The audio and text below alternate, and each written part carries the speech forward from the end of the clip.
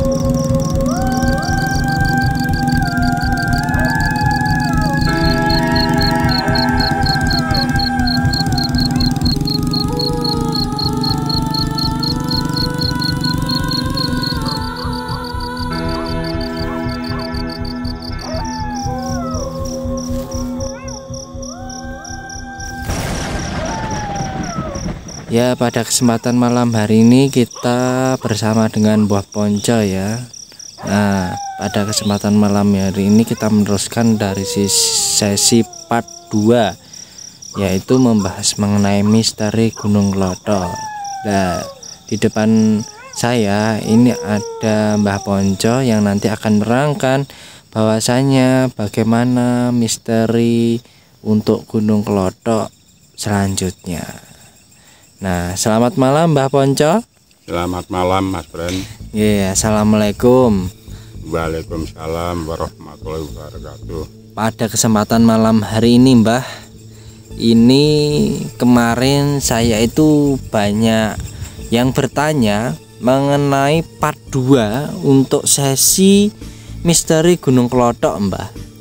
Nah, bisa dijelaskan Mbah untuk napa niku membahas mengenai part 2-nya, monggo. Baik Mas Bren, kita akan jelaskan untuk kelanjutan kita membuka misteri Gunung Klothok. Pada waktu itu kita membuka sumber gendang dan gagalan. Ini kita akan mengupas tuntas episode selanjutnya, yaitu Wondedean, Selobale, dan Bendungan Gunung Klothok. Maka dari itu ini kita mulai dari Bendungan Gunung Klothok dulu. Pada awalnya sebelum Bendungan Gunung Klothok itu bangun, dulu ada 2 makam, yaitu namanya makam Nyai.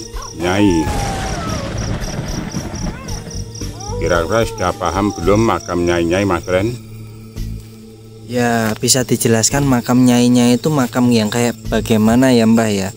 Baik. Soalnya kan itu kelihatan asing bagi saya pribadi. Monggo bisa dijelaskan. Yang dimaksud makam Nyai itu sepasang keluarga yang meninggal yang dimakamkan di sisi Gunung Klothok. Jadi kata Nyai itu istilah dulu. Jadi yang perempuan itu orang Jawa, tapi yang laki itu orang Cina. Maka dari itu setelah dia meninggal waktu dulu itu diasingkan, tidak dikuburkan di makam umum, itu dinamakan makam Nyai-Nyai. Mohon maaf Mbah, ini mati diasingkan itu enggak dimakamkan di makam umum gitu ya? Betul, tadi tidak dimakamkan di makam umum. Itu karena mungkin Ada faktor apa enggak tahu ada lah. faktor apa kita tidak tahu. Tapi fakta kenyataan memang seperti itu. Jadi ya di apa itu memang dibentuk makam bagus di situ. Jadi seperti di makam di Bong Cina. Lah pada itu memang di kampung saya belum ada aliran listrik, jadi dulu masih menggunakan petromak. Lah pada saya masih kecil itu masih teplok, dulu bukan petromak ya, masih teplok. Itu tidur saya di tempatnya paranormal Mbah Tayyib yang notabene mempunyai rumah di suku Gunung Klothok, termasuk penunggu Bong Cina di situ. Saya bersama paman saya, ketiga teman saya termasuk 4 saya yang paling kecil itu pasti tidur di sana. Pada perjalanan dari kampung saya menuju tempat Mbah Tayyib itu melalui makam Mbah Tayyib. Tapi ada keanehan, pada setiap malam Jumat itu pasti ada cewek yang menangis di makamnya Nyai-Nyai tersebut. Itu pasti tiap malam Jumat nangis. Siapapun yang lewat situ tiap malam Jumat pasti dimintai tolong. Dari segi keanehan lagi, setiap kita dekati dia pasti menjauh. Kita dekati menjauh. Itu sangat ganjil. Akhirnya begitu sering begitu, akhirnya kita abaikan. Setiap dia menangis minta tolong kita abaikan pada hari berikutnya. Lah di waktu itu nek keliru tahun 90, kepala 9 ini ingat saya, tapi 9 berapa saya lupa. Dengan pemerintah memberikan retribusi, yaitu akhirnya dibantulah sebuah bendungan supaya apa itu untuk membantu pengairan pada warga. Setelah bendungan tersebut selesai, kebetulan hujan turun, akhirnya tergenanglah air di bendungan tersebut dengan ketinggian 5-7 meter dalam kedalaman air. Setelah apa itu tergenang air, entah itu apa itu malamnya ada firasat apa kita tidak tahu, ada seorang mahasiswa yang dari UNIK tiba-tiba pagi mau berenang di situ bersama temannya, tadi 2 mahasiswa. Nah setelah mau direnang di situ, yang satunya sudah apa itu terjun ke air, yang kedua begitu terjun langsung tidak muncul. Setelah dilihat temannya tidak muncul, akhirnya temannya yang satunya sangat panik sekali. Mohon maaf Mbak, ini saya mau bertanya, bahwasanya anak mahasiswa dari UNIK yang dulu itu berenang itu berjumlah berapa orang? 2 orang.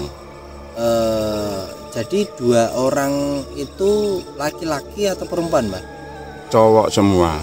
Itu apakah terjun semua atau salah satu yang terjun?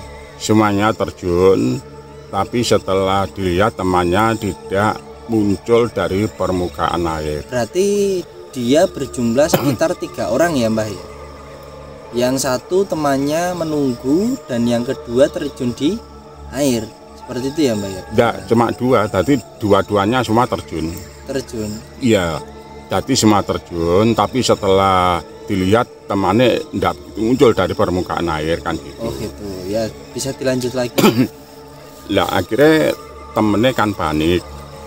Saya masih ingat betul bahwa yang tidak muncul itu kalau tidak salah dulu orang Madiun. Masih ingat itu saya. Jadi mahasiswa dari Madiun itu yang dulu kalau dikatakan kalap. Lah akhirnya kepanikan mahasiswa di di Unik itu yang temannya tenggelam tidak muncul, akhirnya dibantulah warga desa Anjaraan termasuk warga saya. Ditunggu 1 hari 1 malam, ternyata dia tidak muncul dari permukaan air. Ya akhirnya hari yang kedua itu mungkin dari pihak Unik atau dari pihak pemerintah berusahalah mencari paranormal. Akhirnya hari kedua itu pun juga didatangkan seorang paranormal. Nah pada waktu itu berhubung kampung kami belum ada aliran listrik, akhirnya mendatangkan sebuah sokle. Kalau saya bilang itu sokle karena itu entah bentuk apa, tapi yang jelas itu bisa menyinari lingkungan di bendungan. Itu pun ada tim SAR-nya, Mas. Jadi tim SAR itu dulu perahu karet itu loh. Itu iya. juga terjun mencari, tapi ujung-ujungnya juga nol. Mohon maaf Mbah, ini berarti kalau saya dengar dari cerita Mbah Ponco itu berarti bendungannya luas nggih? Bendungannya luas karena dulu Kurang ada, lebih berapa meter persegi gitu? kalau ukuran meter mungkin itu lebih dari 50 meter. Lebar panjangnya sekitar 70 meter. Karena itu termasuk tanah gendom waktu dibangun itu yang sebagian tanah pemajekan. Itu lebarnya 50 meter, panjangnya 70 meter, 70 kedalamannya meter, sekitar termasuk kalau tidak 70 100 kurang lebih gitu. berarti Kedalamannya Kedalamannya 5 sampai 7 meter. dan warna airnya keruh ya. Sangat keruh sekali. Makanya kita bilang tidak masuk akal kan seperti itu. Jadi setiap malam sehari pertama sampai munculnya orang tersebut itu memang sokle itu tidak pernah berhenti. Tadi seperti siang karena memang terlalu terang lah. Itu memang usaha mungkin dari pemerintah atau dari pihak Unik, kita tidak tahu ya. Yang jelas itu memang waktu malam memang siang dan malam sangat ramai untuk warga untuk membantu korban tersebut. Pada hari kedua itu paranormal dari mana kita tidak tahu, didatangkan untuk mencari di situ. Pada hari 2 kalau tidak salah dulu sekitar pukul 5 sore itu paranormal akhirnya dibantu dengan 3 warga dari desa Anjaraan, warga kami, yaitu yang salah satunya bernama Bapak Kanimin. Bapak Kanimin itu kebetulan rumahnya belakang saya. Lah Pak Katimin itu apa juga paranormal gitu? itu dulu ya termasuk paranormal lah, ikut membantu, tapi lainnya kan 3 warga Biasa. 3 warga saya. Lah akhirnya setelah jam 5 di situ akhirnya dibantu warga, akhirnya muncullah orang yang tenggelam itu, tapi digandeng sosok wanita yang sangat cantik jelita, tapi dengan wanita itu bukan orang tapi bahasa siluman yang mungkin menenggelamkan korban tersebut. Tapi setelah dekati dia lari akhirnya diikuti 3 warga saya termasuk paranormal yang didatangkan, berarti kan 4 orang. Jadi paranormalnya 1 dibantu 3 orang kampung yang termasuk nama Pak Kanimin tadi, akhirnya lari diikuti melalui sungai kecil yang menggenangi bendungan tersebut. Setelah dikejar terus akhirnya lari ke atas, akhirnya diikuti sampai Gua Selo Bale. Mohon maaf mau tanya Mbak, itu tadi maksudnya lari dikejar itu sambil korban? Membawa korban. Oh gitu. Makanya dikejar itu kan termasuk membawa korban. Cewek itu membawa korban. diikuti sampai Gua Solo Bale, ternyata di situ sudah banyak orang makhluk-makhluk halus yang berkumpul di situ. Karena perjalanan Selo Bale dari Bendungan itu hampir 1 jam. Karena mengingat jalannya melalui itu kan banyak bebatuan, jadi tidak bisa kita cepat, tidak bisa, karena bebatuan memang banyak. Soalnya waktu itu sungai kecil sangat cerung. Ya, setelah di situ merasa paranormal, termasuk 3 warga dari kampung kami itu kalah pasukan, akhirnya mengundurkan diri, akhirnya pulang dengan hampa. Terus akhirnya hari ketiga itu paranormalnya ganti lagi. Itu kalau tidak salah dulu paranormal itu dari Pondok Gedong Pak Yai, pengasuh Pondok Gedong, kalau tidak salah itu Gundang Legi. Dari situ ada yang meminta bantuan dari Pak Yai Pondok Gedong, cuma bilang 1 kata, cuma gini bilangnya. Pak Yai ini itu nggih? Iya, Pak Yai ini bilang gini, sudah sekarang kamu kembali saja ke tempat bendungan tersebut. Apabila besok pagi jam 3 pagi dia tidak muncul, saya sendiri yang akan ke sana. Itu. Ya, akhirnya ditunggu. Tadi warga wis tapi tim SAR tetap bergerak di situ pencari itu. Tapi setelah ditunggu jam 12, jam 2 sampai jam 3, ternyata muncullah jam 3 pagi akhirnya muncul korban itu muncul akhirnya dibantu tim SAR, diangkat. Kebetulan mungkin mulutnya dan hidungnya kecantol carang. Itu pun kalau kita pikir secara nalar itu tidak masuk nalar. Karena apa? Yang kecantol carang itu mulutnya itu masih mengeluarkan darah segar, walaupun tidak banyak tapi mengeluarkan darah. Tapi apabila kita pikir secara akal, mungkin tenggelam di air 3 hari 3 malam kan sudah berbau. Itu sama sekali tidak berbau, masih mengeluarkan darah. Itu sangat ganjil sekali.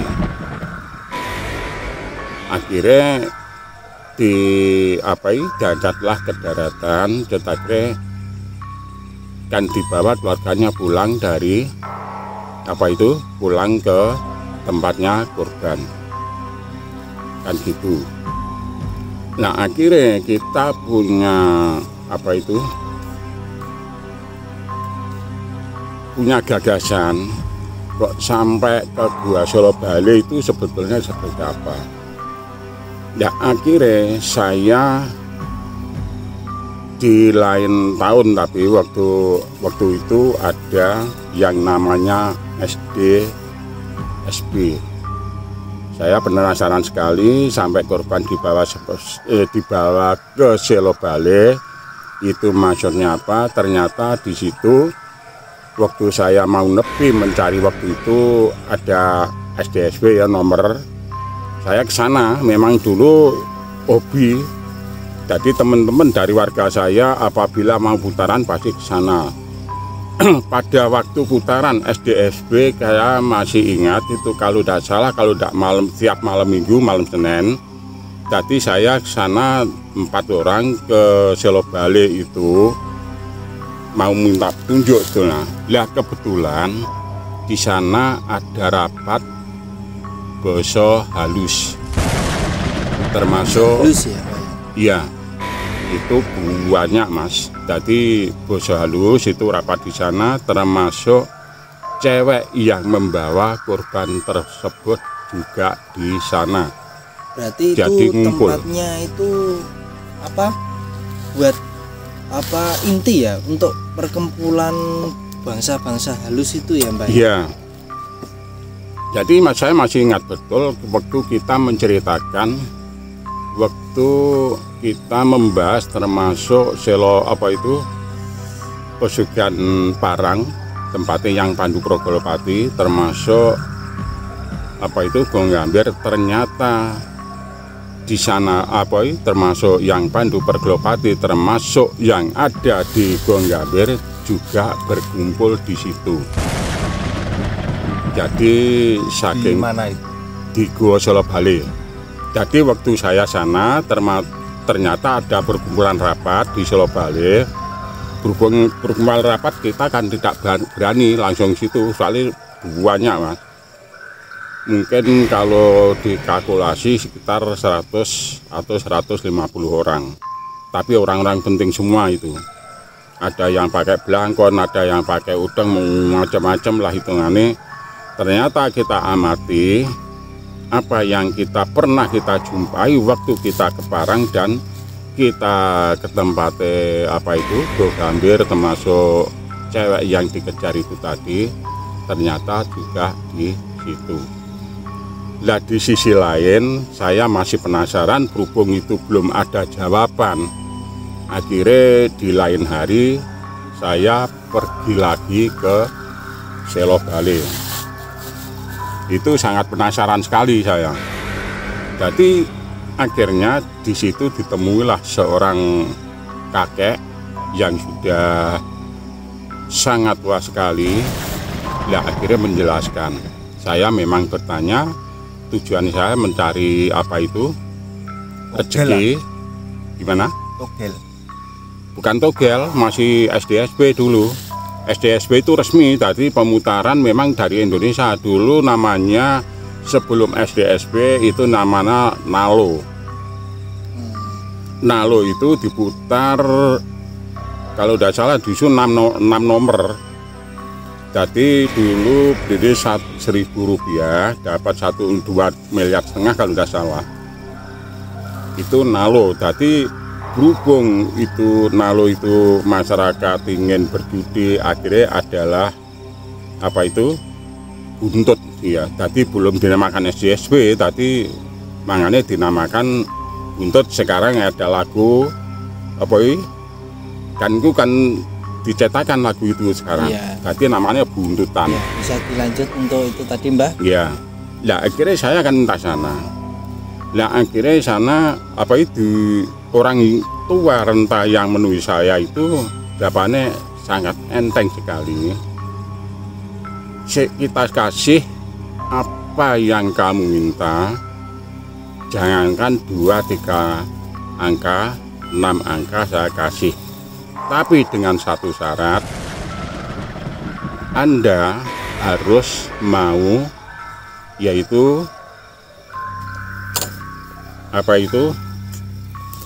ngopeni atau hewan saya, termasuk tinggal pilih, ada kebo, ada bidang. Tapi celeng, anak dia mengatakan kebo, bukan celeng gitu enggak, tapi kebo. Bilang itu tinggal pilih, tapi tempat-tempatnya itu kita sudah dikasih tahu semua. Bentar, Mas, itu masih gimana itu tadi? Jadi gini, saya akan minta nomor, dikasih jangan 2-3 angka, 6 angka akan dikasih dengan satu syarat, kita harus merumat atau merawat hewan piaraan dia.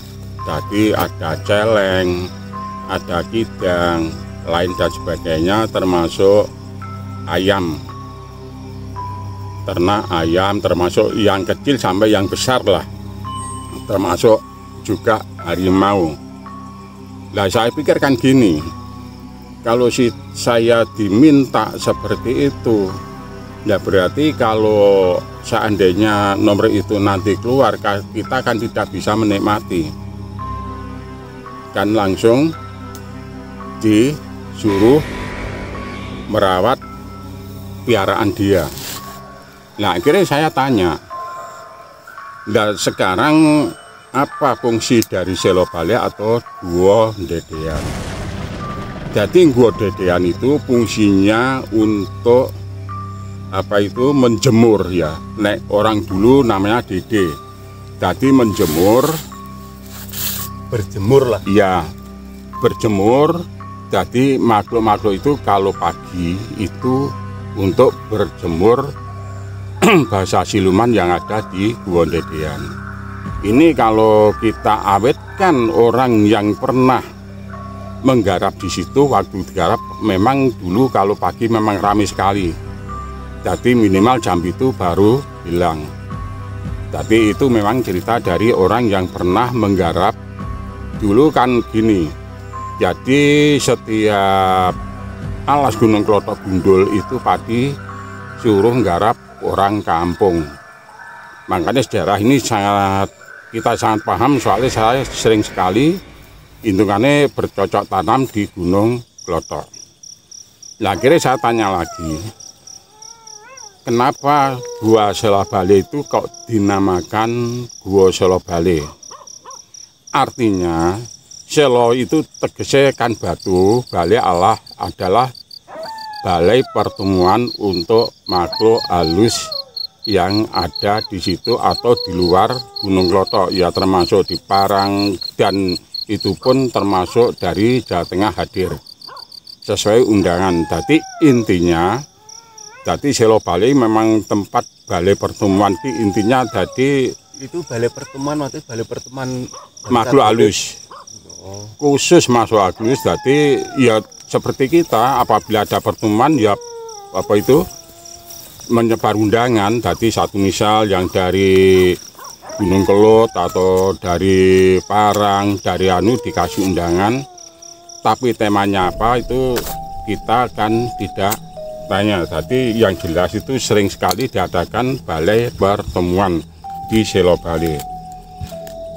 Maka dari itu Selo Bale itu sebetulnya guanya kan tidak begitu apa ya, jadi lurus, bentuknya lurus tapi memang lebar, agak memanjang, beda dengan Guwa Selo Mangkleng. Kalau tidak salah pintu masuk ke Guwa Selo Bale itu kurang lebih 10 meter lah kedalamannya masuk. Itu 10 meter dari masuk situ. Maka dari itu dulu sering sekali dibuat ritual orang-orang di luar desa kami, itu sangat sering sekali. Lah ritual di situ permintaan apa kita kan tidak tahu. Karena saya waktu itu sangat detail sekali waktu diajak dengan penguasa Selo Bale, termasuk diajak ke Kelop, ke apa itu Sumberlo, termasuk TDW, nanti kita jelaskan karena itu tempat-tempat apa yang dititipi dengan Selo Bale. Oh, mohon maaf mau tanya Mbah, itu Selo Bale dan Selo Mangkleng itu jarak itu apa nih? Gua Selo Mangkleng itu Selo Bale itu Atasnya Guwa Selo Mangkleng. jauh jaraknya? Jaraknya kurang lebih hampir 2 kilo dari Selo Mangkleng. Berarti intinya Selo Bale itu balai pertemuan bagi makhluk goib gitu aja. Iya, jadi maksudnya balai pertemuan basa goib atau Bangsa goib itu ya. di situ kan campur-campur ya. Iya. Ada yang tadi siluman, ada yang berbahasa jin dan sebagainya. Memang campur situ. Jadi bukan khusus satu siluman, bahasa ini enggak. Memang campur-campur. Jadi makanya sudah kita sampaikan bahwa termasuk waktu ada balai pertemuan dari Guwa Gambir juga didatangkan dari situ. Termasuk yang Pandu Pragolopati didatangkan. Yang dari Jawa Tengah tadi itu berarti juga bangsa goib gitu Mas. Bahasa goib. Dan itu pun kebanyakan itu ketuanya gitu ya Mbah ya. iya, jadi ketuanya. ambilnya ketuanya. Satu misal kan seperti apa itu di Guwa Gambir yang diambil ketua, yang diundang kan ketuanya. Kalau di Jawa Tengah mungkin yang diambil kan pusatnya semua, jadi bukan anu ndak. Jadi perwakilan dari beberapa gitu ya. Ya, perwakilan, tapi kebanyakan yang ada unsur orang yang mencari pesugihan, kebanyakan itu. Gunung Kelut pun ya gitu, diundang juga begitu.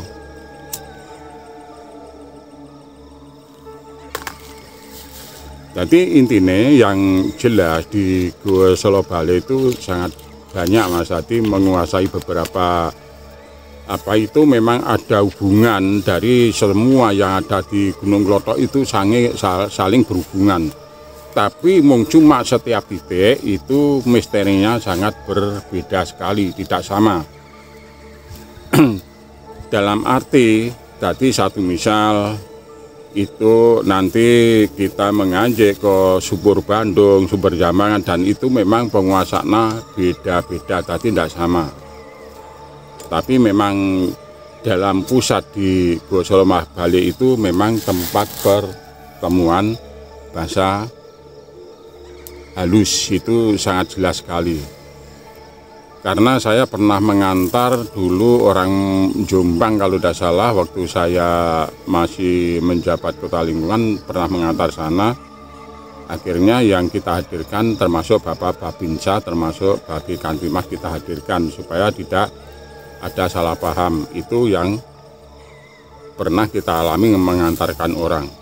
Itu sangat sering sekali untuk ritual orang-orang di luar desa kami, itu sangat sering sekali. Itu untuk apa? Apa juga untuk? Tapi tujuannya kita kan tidak tahu ya. Jadi yang jelas saya pernah mengantarkan seperti itu.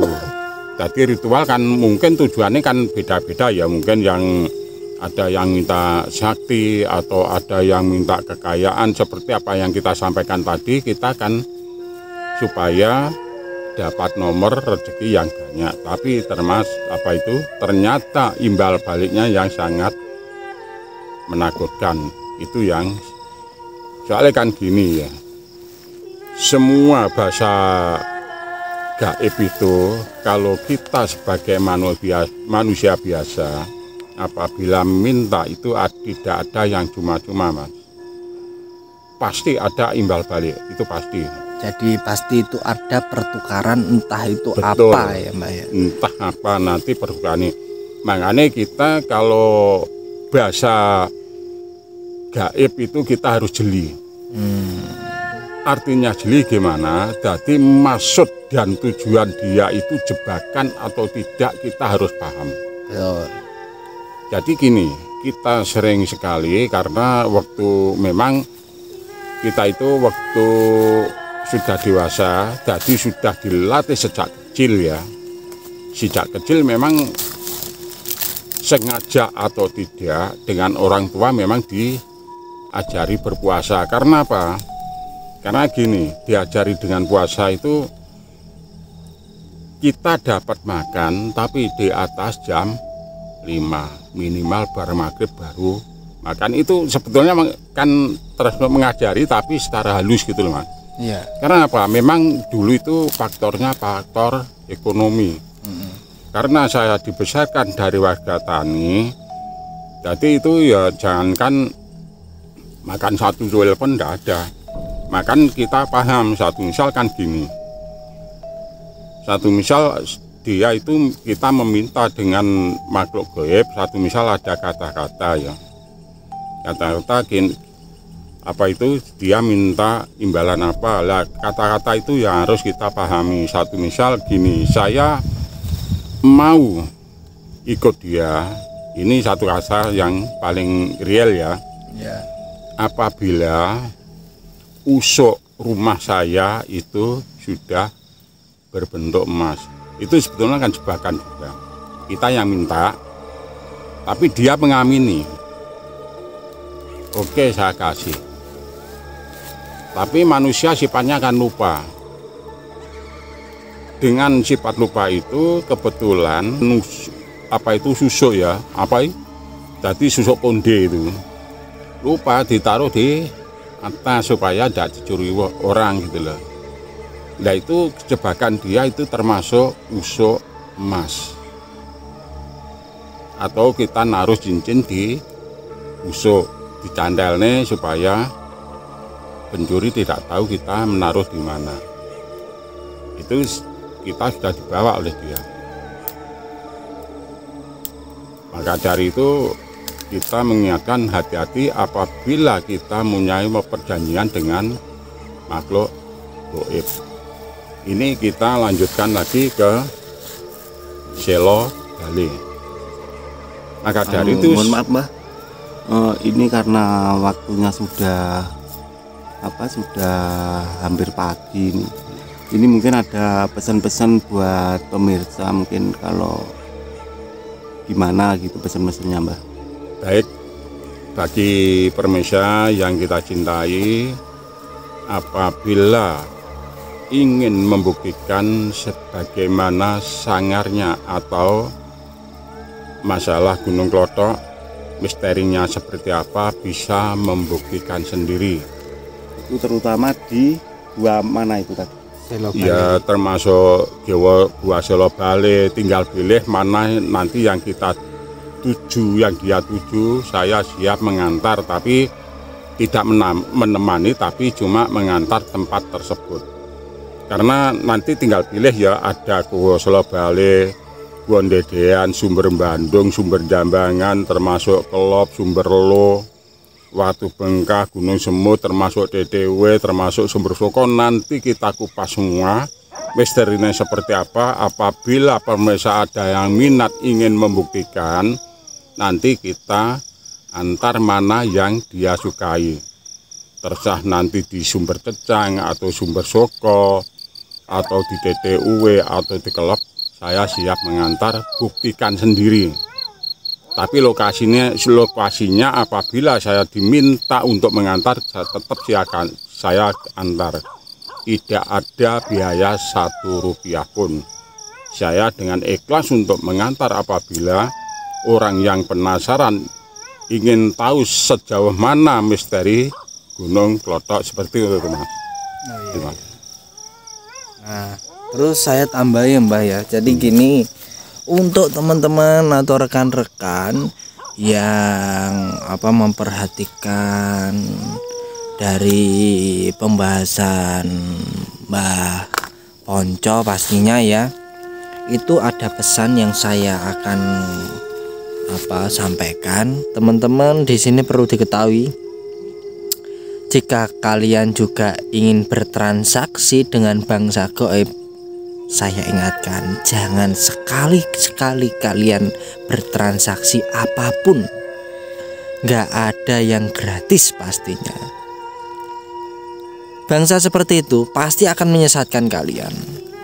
Jadi entah dia meminta apa dari kalian, pasti akan menyesatkan, menggiring kalian ke dalam kesesatan.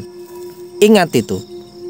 Jadi saya sarankan kepada teman-teman, jangan sekali-sekali kalian mencoba hal seperti itu.